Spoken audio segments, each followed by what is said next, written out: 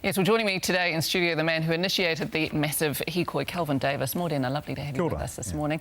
Yeah, pretty impressive blister, but a small price to pay, as you say. Yeah, as we said during the hīkoi that our pain will be over in 17 days, but the pain and the hurt from sexual violence continues onwards, But our hīkoi is about raising awareness around sexual violence. It was about encouraging people to speak out if they're survivors, to speak out if they're bystanders, and to speak out if they're perpetrators or having harmful sexual thoughts and they may go on to perpetrate against somebody. So I had a great team, myself, Russell Smith and Joy Tuiata from Tokerau Tūmanako, and a group of others who are simply fantastic. I mean, those statistics are pretty shocking, aren't they? 1 in 3 girls are victims by 16 and 1 in 7 boys, and the risk is double for Māori women. That's absolutely shocking. It is shocking, and we really need to have a hard conversation and look at ourselves, because the harm that's been caused through sexual violence is predominantly within families, and we've got to stop wondering and wringing our hands about why our children we've got high rates of youth suicide, getting in trouble at school, not achieving their educational potential, prison incarceration rates, mental health issues.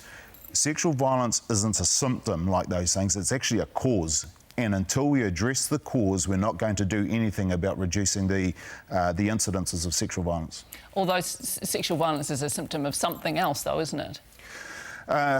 Look, to me, it's a chemical thing that goes on in someone's brain that makes them do something. It's like any sort of addiction. And does that mean that just some people are likely to do it, or is everybody at risk of being a perpetrator? Well, not everyone, not everyone perpetrates sexually.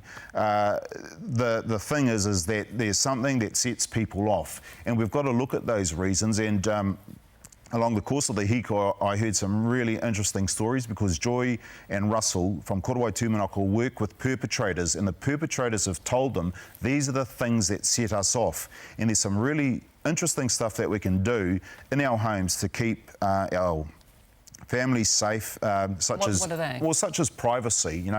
If you're going to have a shower, close the door. If you're going to get changed in the bedroom, close the bedroom door. Don't spark someone's interest. We heard stories.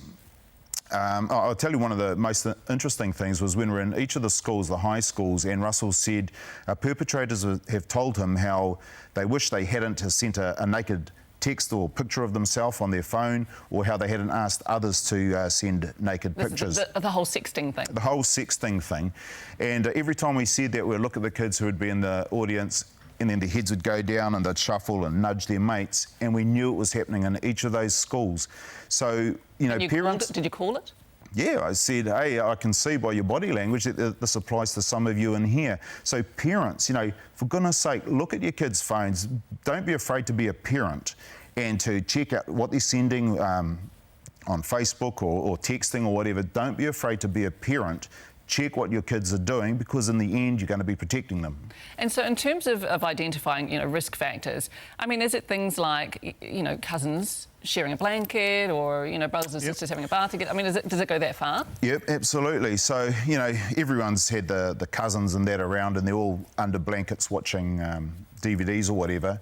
Don't stop that. Just give each of the cousins a blanket, so that the hands aren't going to be wandering. And it's a horrible thing to talk about. It's really icky, and that's why people don't speak out. And we're saying we have to have these conversations. We have to speak out. We have to make it just common and normal to speak about sexual violence and to speak about these sorts of things, because at the end of the day, we're protecting our people. And like I say, Māoridom in particular, our potential has been robbed because sexual violence is so prevalent.